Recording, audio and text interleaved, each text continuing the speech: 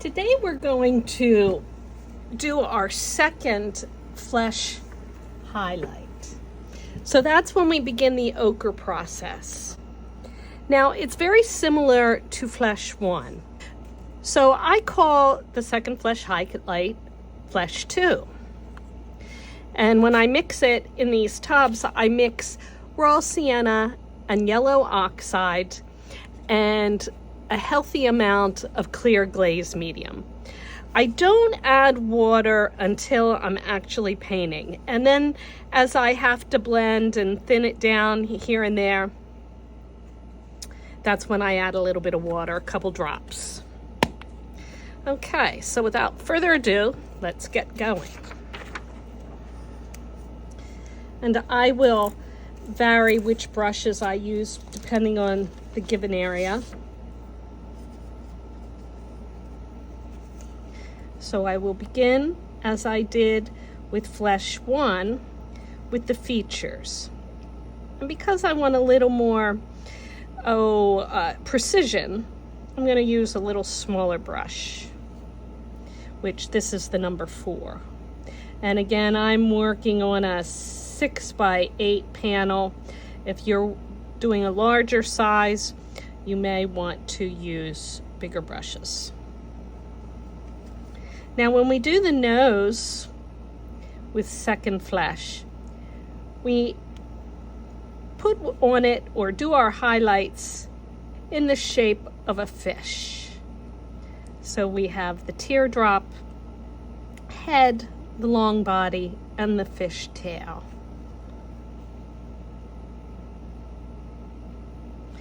Very, very similar to when we did flesh 1, at least this first layer especially. We cover almost all the orange, just changing the color ever so slightly, not all of it. And just like we did in the first, we're going to want to run out of paint when we get to our shadow areas. I still continue to use that mantra of lay in the paint, clean off the brush, spread it out. Okay, now on this, I do delineate the bottom eyelid.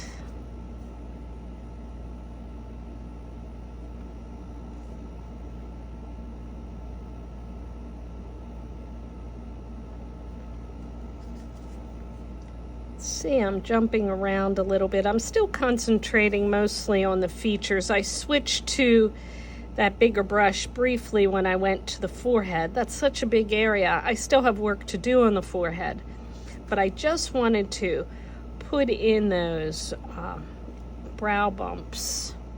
We have a brow bone that causes the skin to stick out a little bit in that area, so it gets a little more highlight. And so now I'm going to finish the forehead, and I want that brow area to be delineated, so I'm leaving a teeny little gap, hairline.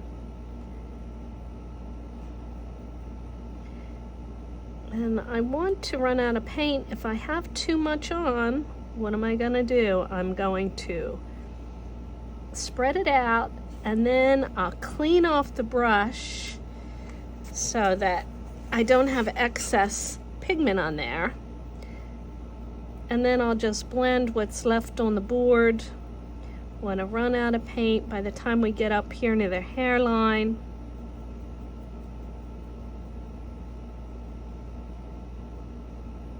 There we go. I'm going to continue to use this bigger brush down on the cheeks and the neck. I'm going to delineate that bottom eyelid a little bit. And keep that highlight closer to the nose. Clean off my brush a little bit so over here on shadow side I don't have too much excess paint.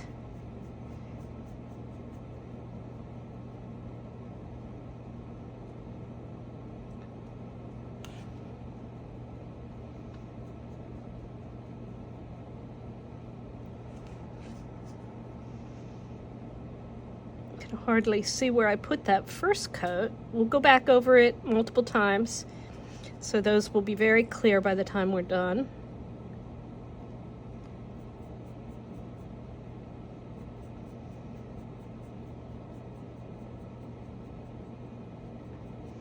And I brush it back in a little bit. I don't like to get it bright at all on shadow side. Want to run out of paint and fade it. If the paint naturally does that, terrific. If it doesn't, then you have to manipulate it a teeny bit by tapping or just with your brush.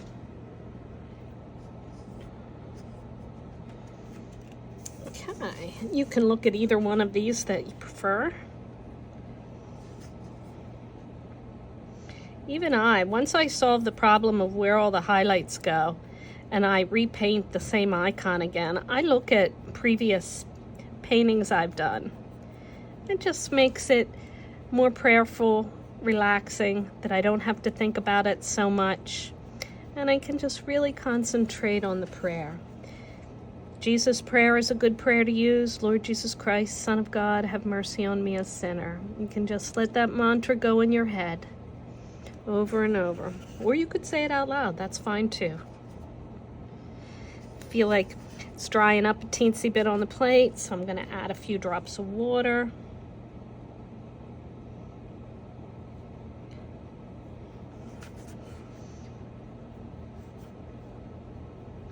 See, I had a little mark there. I had to wave away with my finger.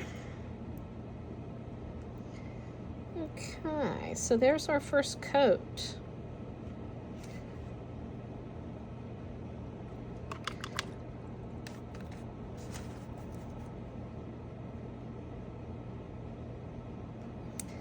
Okay, now I will do another coat. Let me just put a fan on it for a quick minute.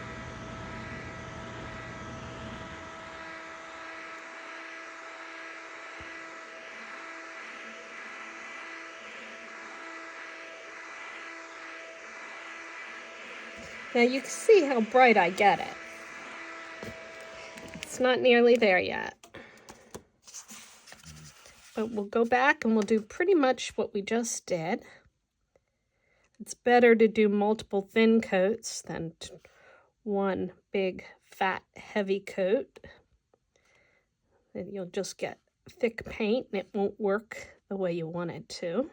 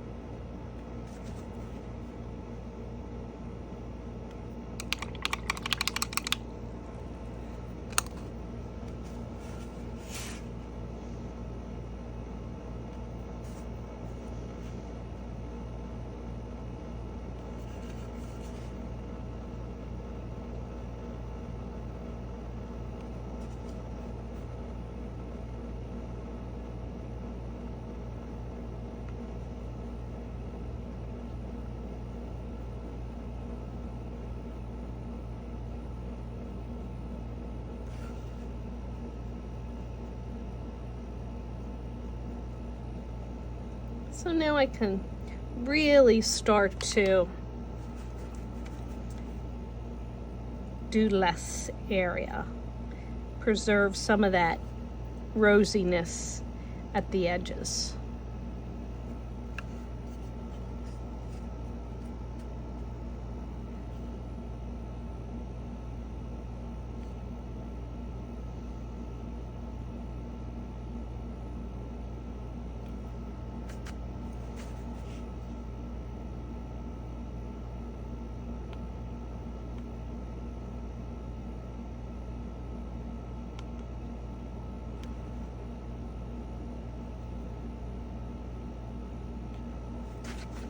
Now, if at any point you feel your paint lifting at all, just immediately stop working that area and let it get good and dry. You can use a fan. You can just walk away for a few minutes.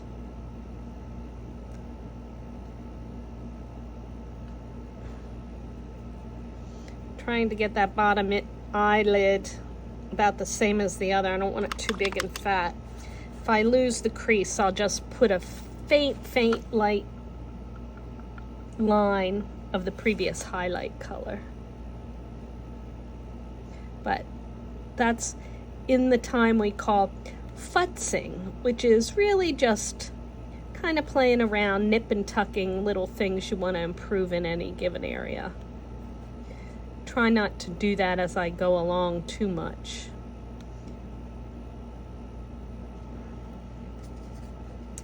Okay, now I'm going to come back down here and do another coat here.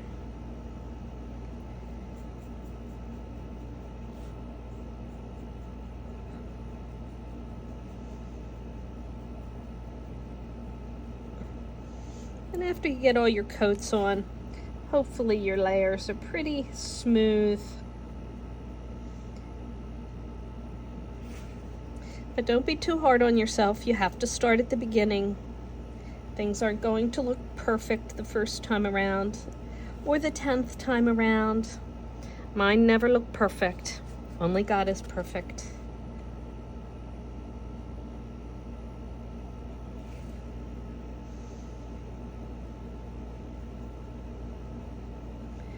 Alright, so that's going to be it for the second coat. You can see it's not perfect. There's a little modeling still going on in there. I'll have to smooth it all out with subsequent coats.